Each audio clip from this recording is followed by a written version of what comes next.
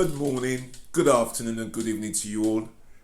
Welcome to the midweek edition of the Full Hundreds.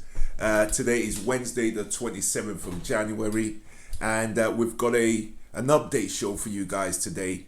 Today's show is titled "Don't Tell Me Politics Don't Matter." Seriously, don't tell me politics don't matter, because what I'm going to show you guys today is a week into the Biden regime, Biden administration. I don't know how many of you remember the first weeks of the Trump administration. It was a nightmare. It was all Muslim countries couldn't travel to America no more. It was wives being sent home because the husband being sent back to South America, Mexico, or Honduras, or wherever they came from. ICE, which is the immigration services, all of a sudden they had the power to just go knocking on people who were pending their results and stuff like that, who were pending their cases. I remember roadblocks being set up. I remember a video that went viral 2017, just like a month or a couple of weeks after Trump took over, of a black guy and a white guy in a car. And they stopped the car because of the black guy that was in the car. It was a roadblock that sprung up out of nowhere. So imagine a government takes over right now that hates all immigrants or whatever. And when you're leaving, if you're from Brixton, the road that leads you out of Brixton, there's a roadblock. The road that leads you into Brixton, there's a roadblock. The road that leads you out of Harlesden, there's a roadblock. And one of these two guys were driving along from work and they came to this roadblock. And it was the white guy that was speaking up because the officer was literally saying, "Can I see your identities? Are you born in the US?" The white guy goes, "Are you born in the US? Who the hell are you to be asking us questions?" You know. So I remember the first weeks of the the Trump administration, and politics does matter. So let's get down to today's show. My first video, guys, is Biden's speech, inaugural speech. Right? I'll tell you something. When I watched that speech, I was shocked. It's the sort of speech that I thought Obama would have made. But you see, Obama's a black guy in a very angry country that black man was in power. So he spoke more of coming together. There's no blue states or red states. Let's all come together. He didn't really speak on racism like that. You see, Biden, I'll take my hat off to the guy. From day dot, this guy has taken on white supremacy. And I'm so pleased that finally there's a government or a president somewhere who is taking this fight on. And you see, if he takes it on the way I think he will, they're going to link a lot of the people over there to people here. So all of us here, he's doing us a favor with the white supremacists that we got here. Because at some point, they're going to be connecting the dots all across the world, wherever they are. If the FBI and just like they find an ISIS supporter in Australia, they connect the dots to one in Leeds or Chelsea or Manchester or Birmingham or somewhere, and they tell the Scotland Yard over here to hold that guy. That's how it's gonna work. So take a look at Biden's inaugural speech, just a little piece really that concerns what I'm talking about. Take a look. A cry for racial justice, some 400 years in the making, moves us. The dream of justice for all will be deferred no longer. A cry for survival comes from the planet itself. A cry that can't be any more desperate or any more clear. And now, a rise of political extremism, white supremacy, domestic terrorism, that we must confront and we will defeat. In another January, on New Year's Day in 1863, Abraham Lincoln signed the Emancipation Proclamation. When he put pen to paper, the president said, and I quote, "If my name ever goes down into history, it'll be for this act, and my whole soul is in it." My whole soul is in it. Today, on this January day, my whole soul is in this.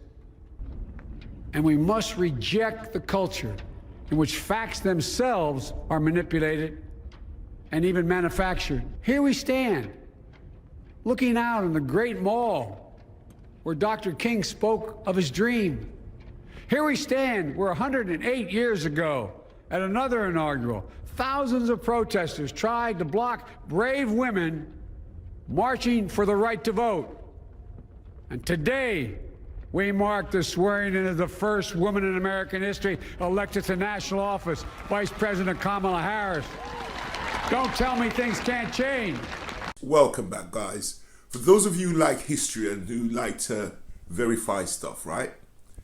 Take the challenge. Go to Google and put in Barack Obama's inaugural speech.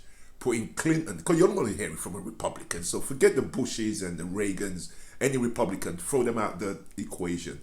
But the Democrat before Barack Obama was Clinton, Bill Clinton. Go to their inaugural speech. It's going to be online. It's going to be anywhere. You can find it anywhere. No one has spoken about white supremacy, about the fight against them, about racial equality, about racial justice. At an inaugural speech, the way and the lengths that he has. And I can hear some of you who haven't kept up with the news saying, yeah, well, he might have talked about it, but what's he doing about it? Well, that's what my next video is about.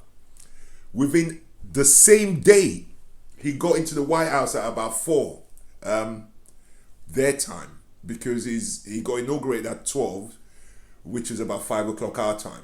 By the time he arrived properly and started to sit down and sign, the first thing he did was sign to reverse the Muslim ban on the same day he got in. So now all Muslim countries are now free again. He signed a racial equity executive order, amongst other things. Loads of stuff he signed on day one. I think he signed like 17 of them on day one, right? So here's a clip that he's actually holding up what he's saying. Take a look at this. He moved to thrust the issue of racial inequality front and center. It's time to act because that's what the faith and morality call us to do. With a series of executive actions targeting what his administration has called systemic issues in prisons, housing, and discrimination. Today, President Biden is continuing his commitment to embedding equity at the center of his agenda. An effort to make good on a campaign pledge. You say we have no need to face racial injustice in the country. You haven't opened your eyes to the truth in America. Driven in part by the visceral national response to this and the mass protests that followed nationwide at a moment of racial reckoning in America. President making a sharp turn away from his predecessor. That wasn't friendly protesters. They were thugs. They were thugs. Do not tell me that voting does not matter. Don't tell me that politics does not matter. I mean, you saw the end of that clip, right? It finished with Donald Trump's assessment of the George Floyd situation. Look at how Biden took it. Biden took it the way normal people should have taken it. We all felt it right here. My life changed after that. Many people's lives changed after that guy. And I'm sure Biden, his life changed after that too. And that's the right way to feel. Not these idiots who are talking about, oh, was it a plant? Was it fake? Was George Floyd really dead? Is it a conspiracy? Well, how do we know he didn't have medical issues? And then I spoke to a lady I buy prawns and lobsters and stuff from one day about just before Christmas, who said to me, well, he was a criminal anyway. I was like, what? Really?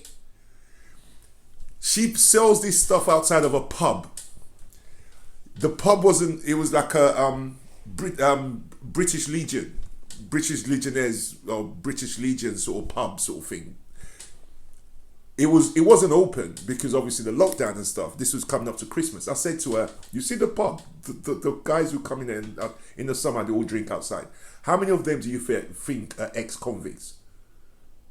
She couldn't tell. I said, you know many of them are ex-convicts, right?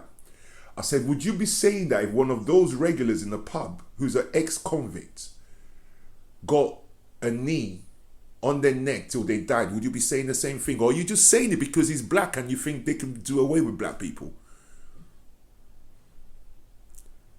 So my friends, politics matters. Who we vote for matters.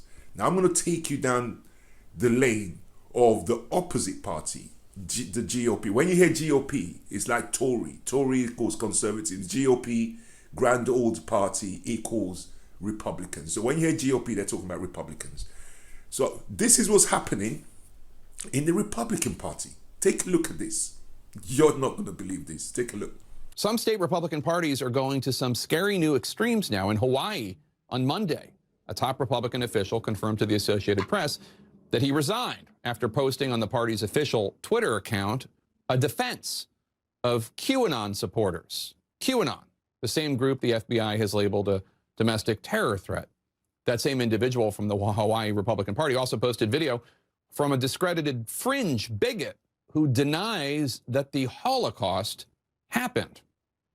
In Oregon, that state's Republican Party released a resolution last week just as insane. It endorsed a complete conspiracy theory, falsely, frankly, absurdly claiming that the Capitol siege was a false flag attack, claiming it was instead committed by Democrats posing as Trump supporters in order to discredit President Trump. It's hard to emphasize just how nuts and false that is. Oregon's Republican Party also condemned the 10 House Republicans who voted to impeach President Trump. And this is just some of the nonsense. CNN's K-File just a few minutes ago broke this brand new story about Republican Congresswoman Marjorie Taylor Greene from Georgia. She is a QAnon adherent and bigot and conspiracy theorist. K-File reports that Congresswoman Greene, before she was Congresswoman, repeatedly indicated support for executing, killing prominent Democratic politicians in 2018 and 2019 in Facebook posts. In one post, Congresswoman Greene liked a comment that said, quote, "A bullet to the head would be quicker," as a way to remove House Speaker Nancy Pelosi. In other posts, Greene liked comments about executing FBI agents who were part of this deep state working against Trump. She is now a Republican Congresswoman in full standing. She's also, by the way, a 9/11 truther. Much like President Trump, who aligned himself by not condemning white supremacist groups, QAnon, because they liked him. That's what we're seeing the Republican Party kind of take that Trumpian way of doing things. It really is driving normal, regular, rational people from the Republican Party, and we can't afford to lose many more. There are real numbers behind this. The Arizona Secretary of State's office says 9,944 registered Republicans, that's almost 10,000 of them, have officially switched their party registration since the U.S. Capitol riots. That's the state of the Conservative Party in America. Well, I'll tell you something. Anyone who's been paying attention will see that the Tory Party and UKIP, they're like that. Members have switched, people have switched from the Tories over to UKIP all day long. They listen, and UKIP are just like that. The Tories, I'll tell you something, many of their members probably follow QAnon. Many of their members probably expected a storm to happen in America and Trump to stay in power, and they would have loved it. They all love Trump. Boris loved him. But this is a guy who the party is now trying to out-Trump Trump himself. They're doubling down on crazy. What they don't realize is the Republican Party has never won the popular vote. I think only George Bush Jr. on his second term got slightly more than John Kerry, who he ran against. And that was because there was a war going on. So it just pipped him on the popular vote. They never do, because their policies don't favor the majority. And instead of expanding their base and kicking the Trumpers out and pushing the QAnons out, they're electing QAnon supporters into the parliament and getting rid of those who have got sense. You couldn't make that stuff up, I swear. Now we're going to go back to Biden. We're going to go back to normalcy. Like I've been saying, take a look at more of Biden's moves. This is quite important. Take a look at more of the stuff he's done. Today, 1 week in. Remember that. 1 week in. Take a look. President Biden signed a series of executive orders today targeting racial inequality in our country, explaining, and I'm quoting now, it's what the core values of this nation require us to do, end quote. The actions focused on prison reform, COVID-related discrimination, and biased housing policies. President Biden also mentioned the death of George Floyd as a call to action. Those 8 minutes and 46 seconds that took George Floyd's life opened the eyes of millions of Americans and millions of people around all over the world. It was the knee on the neck of justice, and it wouldn't be forgotten. All right, let's discuss with Derek Johnson, the president and CEO of the NAACP. Derek, thanks very much for joining us. How important is it to hear words like that from the new president? Well, it is critically important considering the prior 4 years and the events that took place on January 6th.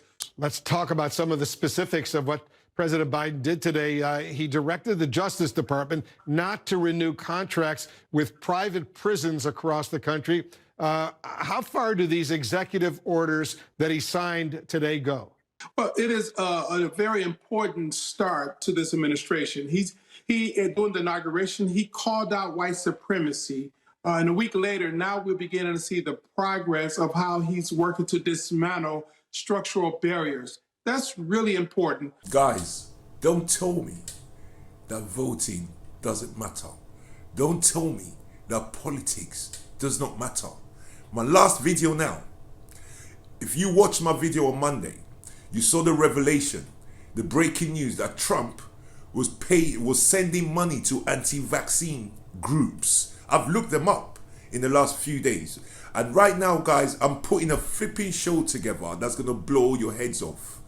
It's going to turn this whole belief that all of you have, is going to turn it on its heads. I'm putting a big show together about this. But listen, get this. While Trump was paying, and while his government was producing vaccines, Trump was paying anti-vaccine groups, big ones, who have little companies or little groups affiliated to them that they can push stuff out through, and all of it ending up in the black neighborhoods and the black countries and black communities. While Trump was busy doing that, Biden's reaching out to the NAACP and trying to find a way to approach the black community and give them the choices. Not convince them to take the vaccine, but give them their choices. Take a look at this. What is the NAACP doing, Derek, to encourage people out there to go ahead and get the vaccine and not worry about it? Because as you know, there are plenty of folks out there who are skeptical, don't want to get the shot. Well, people must understand their options. And we have some options here. And that's the beautiful thing. For far too long, almost a year now, we've had a global pandemic that lacked a federal response. And for the NAACP, we have been holding teletown hall meetings and ongoing engagements with our members and our communities to talk about what options are on the table. We don't want to tell people what to do, but we want them to understand clearly there are some options to keep themselves safe, to keep their families safe, and keep their neighbors safe. Guys, we've come to the end of the show. Yes, I was showing you the American politics, but let me tell you why. Connect the dots. What happens in America affects us here big time, big time. Biden starts to go after racism in a big way and starts to change the society over there. This government will have no choice but to start listening and following suit. So guys, voting matters, politics matters, being engaged matters, being informed matters. So guys, I'm going to wish you all a brilliant Wednesday. If you like what we do, if you like the service we provide, don't watch this without, one, sharing. Very important. Let your fellow neighbors know what you know watching this. 2, subscribe and urge others to subscribe so that we can get further and further and spreading the truth. Guys, I'll see you all on Friday for what I think is going to blow your minds and blow your heads off and turn everything upside down. I'll see you all then. Have a good evening. Bye-bye.